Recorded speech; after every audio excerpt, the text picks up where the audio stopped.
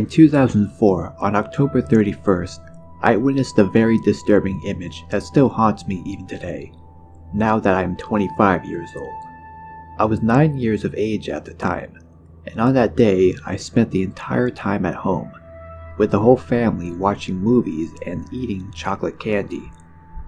We never really celebrated Halloween, not because of our beliefs, nor the fact that Halloween was such a scary holiday, but rather the fact that my parents never understood the reason why people would waste money on costumes or risking us children getting into an accident.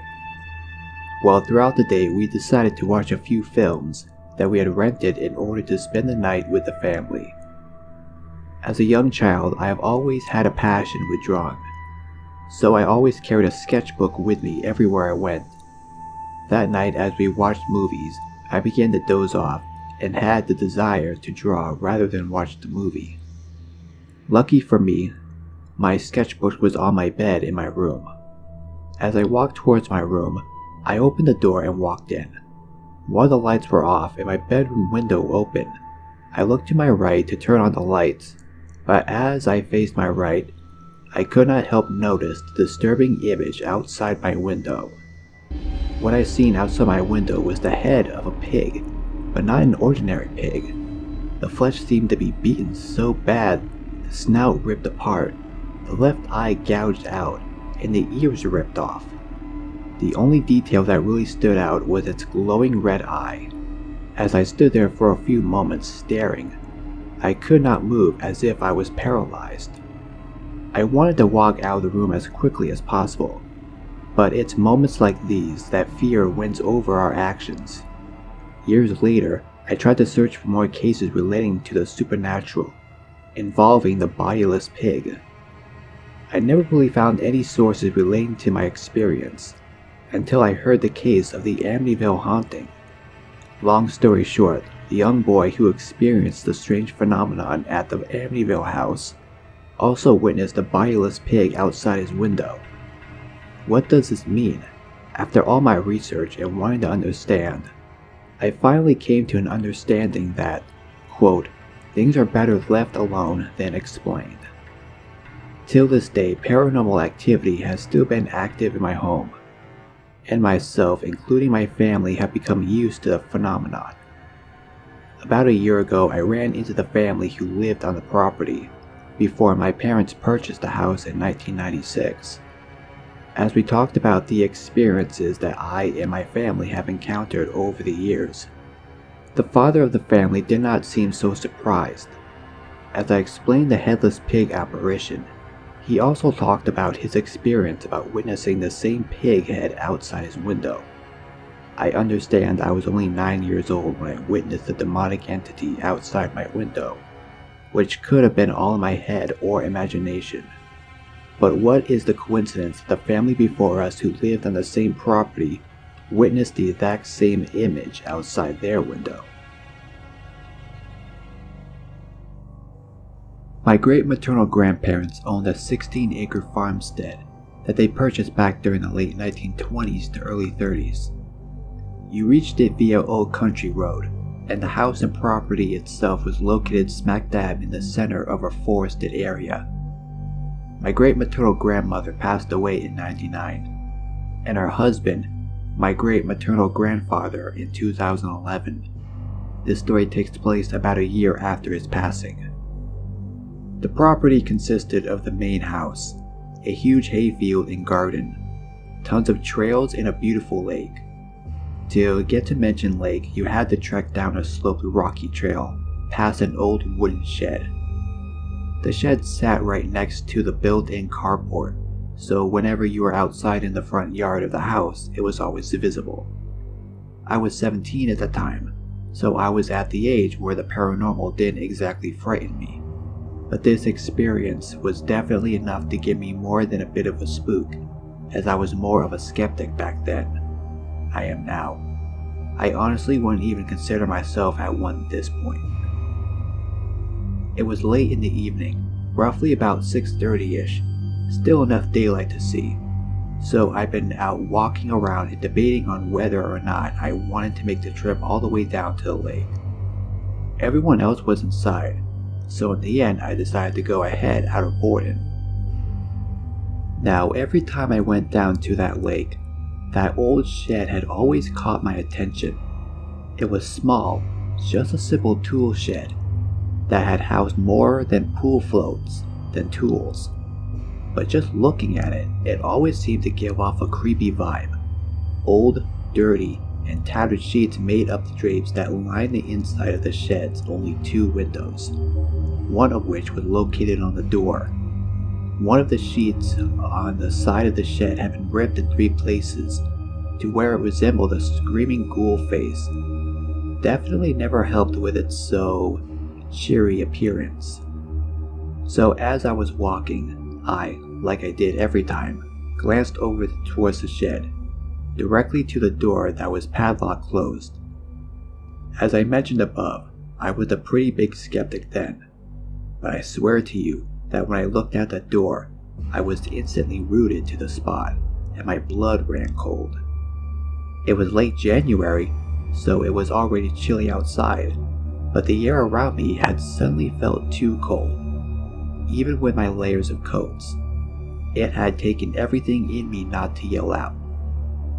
What I saw in that window resembled a humanoid face, but with black eyes that seemed to pierce directly through me.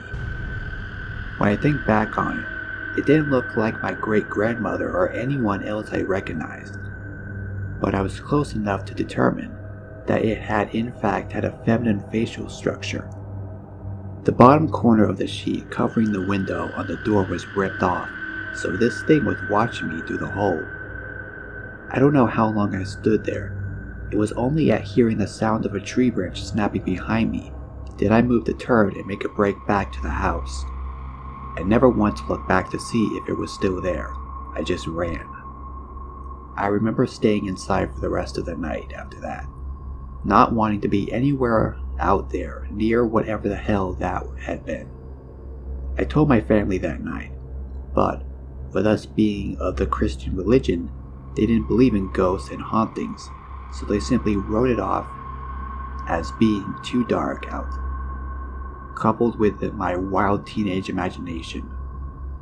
There had never been any previous deaths on the property that we knew of up until my great-grandmother, but she hadn't died on the property itself, and like I said, it hadn't even looked like her.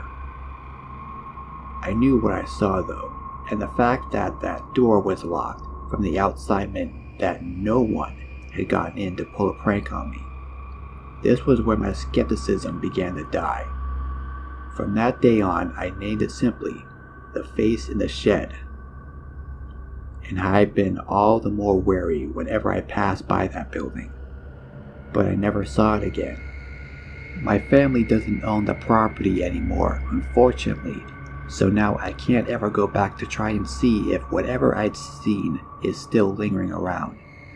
And the new owners haven't said anything, so either they haven't seen her or just prefer not to tell. I am an investigating consultant for insurance companies. Basically, I get hired to go out and look at property insurance, buildings, homeowners, etc., claims when the insurance company is having a hard time figuring out to try to determine what happened. Unfortunately, I am considered an essential employee during the COVID-19 shutdown and still have to go into people's homes. I have been wearing white disposable dust masks as a precaution and request the homeowners put a mask on if they can so we can avoid spreading anything to each other. A week or so ago, I had a claim to inspect a 1850s Victorian house in Enny, Ohio near Erie, Pennsylvania. The house was a bed and breakfast at one point and absolutely huge.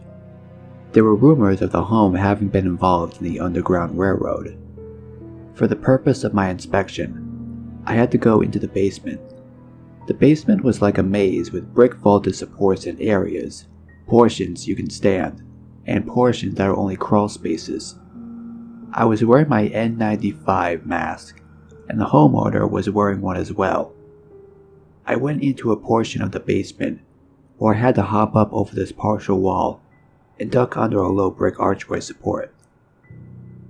Then it opened up into a larger area where I could partially stand. I'm taking photographs for my report, using an actual digital camera versus my phone. The digital camera had one of those rear-facing image screens. Would flash the image of the photo I just took, hold it on the screen for a second, then the screen would go blank for a second before it would pull up the live view for me to take my next photo. As I take a picture, when the screen goes blank, I see a reflection of a woman standing behind me in the screen. I assumed it was a homeowner who followed me into this area, but it still startled me. I turned to look and there's nobody there. This all took place over the course of a second, so I go back to the opening of this room and look out and see the homeowner standing in a different part of the basement with her N95 mask on. The reflection I saw was not wearing an N95 mask. So I'm freaked out, but I still have to continue my inspection. I take another picture, and sure enough, there is a reflection of someone in the room behind me. It wasn't my own reflection, because I could see my face, which since I'm close to the camera was so big it took up half the screen. This was like the shoulders, neck, and a head of a female figure standing about 5 to 6 feet behind me over my right shoulder. I turn around. Nobody there. Since I paid better attention this second time, I noticed the figure was wearing some type of head covering, like a tight hood or bonnet, but it was very thin material and tight around her head. She was definitely female, but looked older than the homeowner, who was probably in her 30s. This lady looked about late 40s, so I continued my inspection and didn't see the reflection again.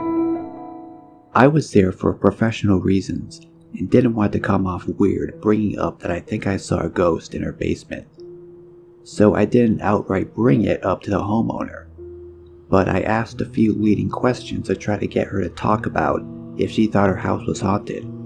She didn't say anything, so who knows, but I definitely saw something.